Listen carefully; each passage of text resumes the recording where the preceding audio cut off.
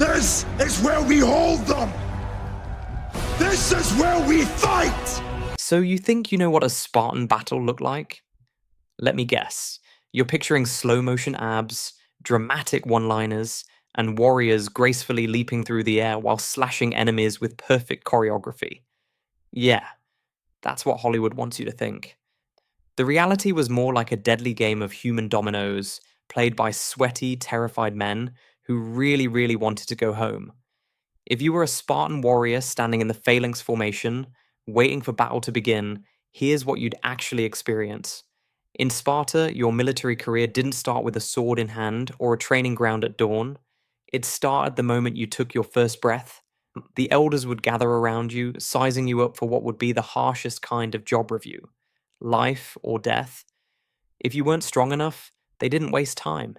You were left behind, forgotten.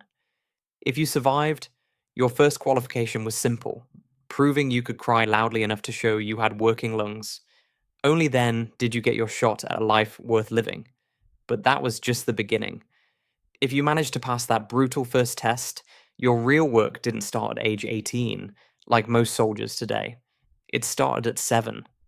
While modern kids were still trying to figure out how to tie their shoes, Spartan boys were being thrown into the fire. Not literally, of course, but in the sense that their entire childhood was a constant challenge, designed to turn them into warriors. Not in the here, play with your sword kind of way, but in the get used to suffering and be okay with it sort of way. Pain, hunger, and sleep deprivation were just part of the program.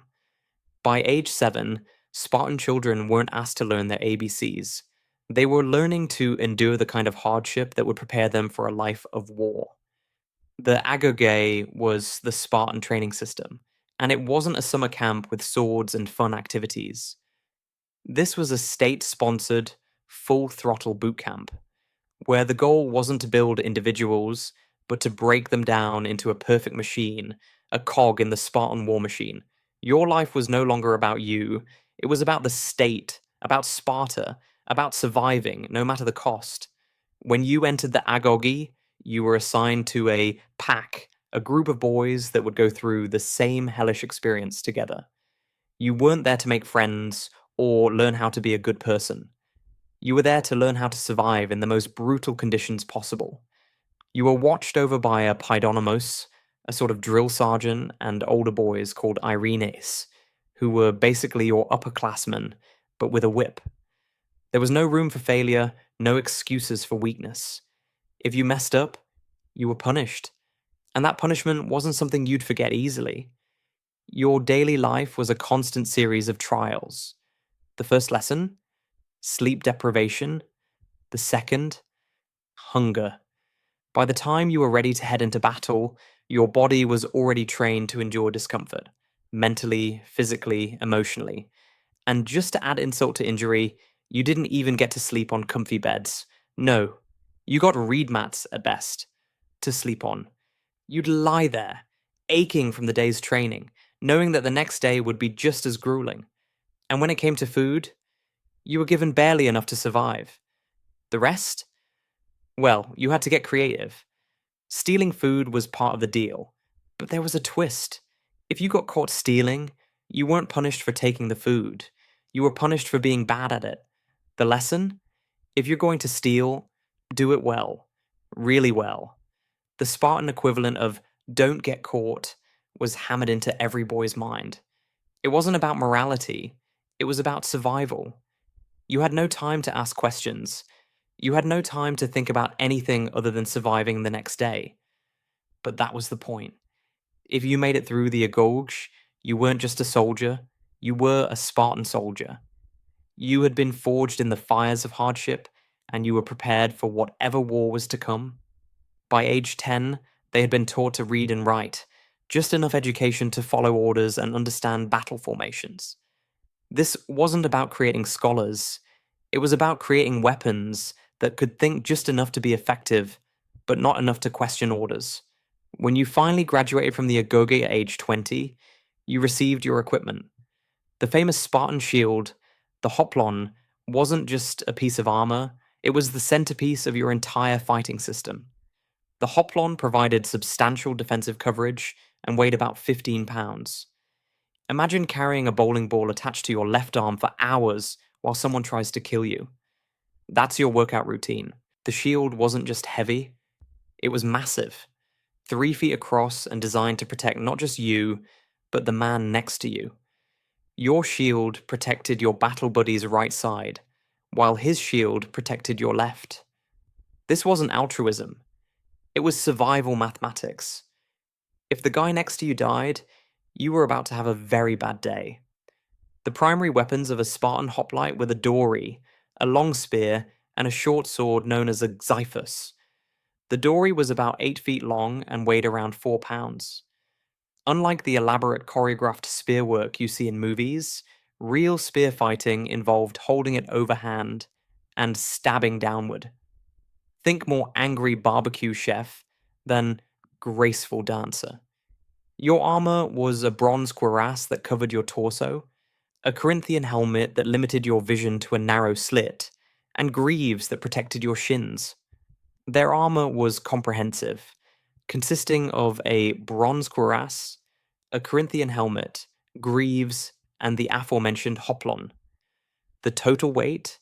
About 70 pounds of bronze and leather in the Mediterranean heat. Wearing this gear was like doing CrossFit inside a bronze oven, while someone pelted you with spears. The helmet alone could reach internal temperatures of over 100 degrees. Many Spartan warriors didn't die from enemy weapons. They died from heat exhaustion while wearing their protective gear. Ancient Greece's original catch-22. The armor that kept you alive could also kill you. Armies in the ancient world didn't just stumble upon their battlefields in a mad rush of chaos like we see in Hollywood movies. Oh no. They were much more refined, almost too polite for comfort. Imagine receiving a formal invitation to war. Dear opponent, we humbly request a violent encounter on Tuesday at 2 p.m. Will the field near the olive grove be acceptable? Kindly RSVP. Yours, the invading army. They scheduled their bloodbaths like an afternoon tea. And then came the long, painful march to battle. Basically, you'd be decked out in a 70-pound bronze suit that's hotter than an oven and less breathable than a plastic bag. You've got all your supplies strapped to you, because there's no Uber Eats or Amazon Prime back then. Your feet are covered in blisters. Your shoulders are screaming from the weight of your shield, and your legs are shaking like a toddler's first steps. The thing is, this isn't even the worst part. You still have to march for miles, potentially over dozens of them, and none of that counts as training. It's just your Tuesday morning workout, but with more sweat and impending death. And don't forget, this wasn't a solo journey either. In a phalanx, you're linked arm in arm, shield to shield, with your battle buddy, who, in all likelihood, you don't even like. You marched in tight, square formations, making it harder for enemies to break through. So, while you're slogging through the heat, the grime, and the foot pain, you're also stuck next to someone who's just as miserable as you, except they're carrying their own 70 pounds of misery. It's the ultimate forced relationship, where the only thing keeping you together is the shared knowledge that you both might die together. It's like being married, but instead of arguing over who left the dishes in the sink, you're arguing about whose turn it is to be impaled by a spear. The stakes are a little higher, but hey, at least you can never accuse each other of not carrying your weight. Literally. The phalanx formation was the heart of Spartan military dominance. Spartan hoplites were renowned for their discipline and their ability to maintain a phalanx formation in the heat of battle. Picture 300 men standing shoulder to shoulder, shields overlapping, spears bristling forward like a bronze hedgehog. It was a human wall designed to push forward and stab anything that got in the way. Battles were fought on level ground, and hoplites preferred to fight with high terrain on both sides of the phalanx, so the formation could not be flanked. Terrain mattered because the phalanx was like a giant machine that only worked in specific conditions. Try to use it on uneven ground or in tight spaces, and you'd quickly learn why adaptability was more important than perfect formation. The formation was about 8 ranks deep, which meant if you were in the front row, you had 7 guys behind you literally pushing you forward. There was no backing down, not because of courage, but because of physics. When 2,000 pounds of bronze clad warriors are pushing you from behind, you're going forward whether you want to or not. Ancient peer pressure taken to its logical extreme. Your job in the phalanx wasn't individual heroics. It was to maintain formation, keep your shield up, and stab forward with your spear. Their phalanx was just unbeatable. The main reason their phalanx was so successful was the marching formation. The key was collective discipline, not individual skill. One person breaking formation could collapse the entire line. The actual fighting wasn't the graceful sword ballet you see in movies. It was a brutal shoving match with sharp objects. Greek hoplites advanced in formation at a run and decimated the lightly armed Persian infantry at Marathon. When 2 phalanxes collided, the world became nothing but noise. The clang of bronze shields slamming into each other, the screech of spear points scraping across armor, and the roar of men pushing against men, each trying to overpower the other. The battlefield became a chaotic blur as hundreds of bodies collided, and your world shrank to the few feet directly in front of you. Your helmet's narrow eye slits barely allowed you to see, let alone grasp the enormity of the battle. It was a world of immediate, brutal survival. The first few seconds of combat were everything. The pressure of the moment was suffocating. If your formation held and the enemies broke, you could feel the shift. A forward push, a surge as the enemy crumbled, and your spear would stab downward, targeting the vulnerable. You were doing more than fighting. You were testing the strength of your team, your collective will to stand strong. If the enemy held, though, and your formation faltered, it was game over. The phalanx had to hold, or you were as good as dead. There were no second chances, no comeback stories. It was a stark reality, victory or death, and it was decided within moments. Your spear, your primary weapon, was your lifeline. But those spears broke, constantly. The force of battle, the weight of the clash, your spear would snap or bend, and then you'd be left with no choice but to draw your Xephos, the short sword you carried for just such a moment. The Xephos wasn't designed for fancy footwork or elegant parries. It was made for one thing: survival.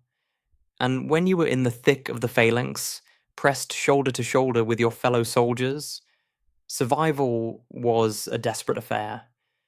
You'd stab upward, trying to find gaps in the enemy's armor, twisting and thrusting in a cramped, suffocating space. It was less swordplay and more desperate stabbing while being crushed by bodies. But even in the chaos, the tactics mattered. The Spartan method of battle, while effective, wasn't foolproof. The Theban general Epaminondas showed just how vulnerable the Spartan approach could be.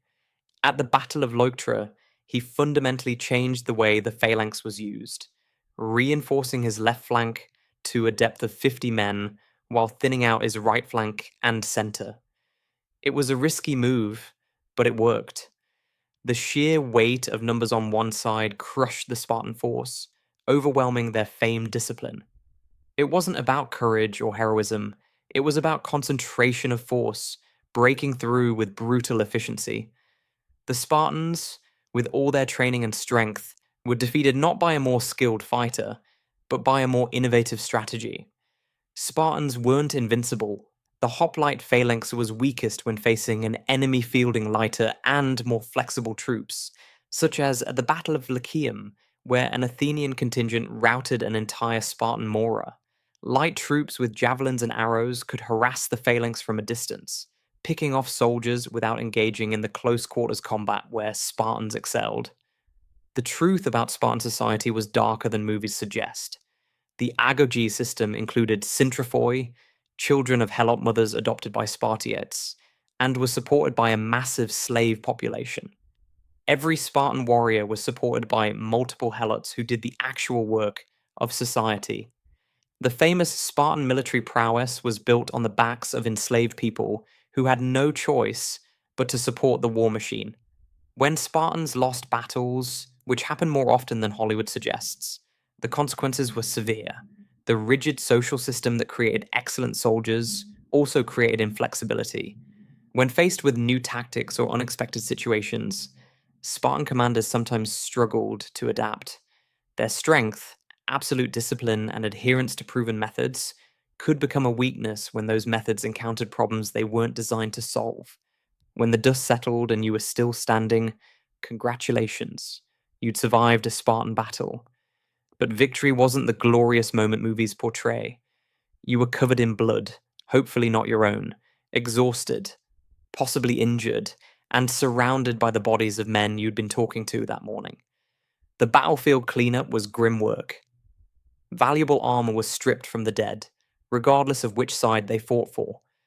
Wounded allies were carried off the field if possible, but resources were limited. Many wounded warriors died not from their battle injuries, but from infections or complications in the days following combat. Your shield, dented and possibly cracked, would need repair. Your spear was probably broken. Your armor would need cleaning and maintenance. The glorious warrior of legend spent a lot of time doing equipment maintenance and dealing with the mundane realities of military life. The psychological toll was rarely mentioned in ancient sources, but it was real. Watching friends die, killing enemies who were just following orders like you were, and dealing with the constant stress of combat took its toll. Some veterans of multiple battles showed signs of what we'd now recognize as PTSD, startled reactions, sleep problems, and difficulty readjusting to civilian life. The hoplite phalanx was far more than just a combat formation. It embodied the fundamental values and collective self-understanding of the Greek polis community. The Spartan military system wasn't just about creating warriors, it was about creating a society where individual identity was subordinate to collective survival. This system worked for centuries, but it came with costs. Spartan society was rigid, hierarchical, and dependent on slavery. The famous warrior culture that produced effective soldiers also produced a society that struggled with change and adaptation. When the world around them evolved, Spartans sometimes found themselves unable to keep up. The reality of Spartan warfare was that it was a product of its time and place. The tactics that worked in the narrow valleys of ancient Greece wouldn't work in different terrain or against different enemies. The social system that created disciplined soldiers also created a society with limited flexibility and innovation. The real story of Spartan battles isn't about superhuman warriors doing impossible things. It's about ordinary people who underwent extraordinary training to perform effectively in one of history's most demanding military systems. They weren't superheroes. They were the product of a society that focused all its energy on creating effective soldiers. The courage of Spartan warriors wasn't the absence of fear. It was the ability to function despite fear. Years of training, social pressure, and the physical reality of the phalanx formation combined to create soldiers who could maintain discipline under extreme stress. This wasn't magical. It was the result of systematic preparation and group psychology. The legacy of Spartan warfare lies not in their supposed invincibility, but in their demonstration that disciplined, well-trained soldiers fighting as a cohesive unit could achieve remarkable things. Their methods were often brutal, their society was built on slavery, and their tactics had limitations. But their commitment to excellence in their chosen field, warfare, created a military system that dominated ancient Greece for centuries. The real lesson of Spartan battles isn't that violence solves problems, or that warriors are inherently superior to other people. It's that focused preparation, group cohesion, and commitment to shared goals can overcome seemingly impossible odds. The Spartans achieved their military success not through individual heroics, but through collective discipline and mutual dependence. That's what actually happened in a Spartan battle. Not movie magic, but the messy, exhausting, terrifying reality of ancient warfare.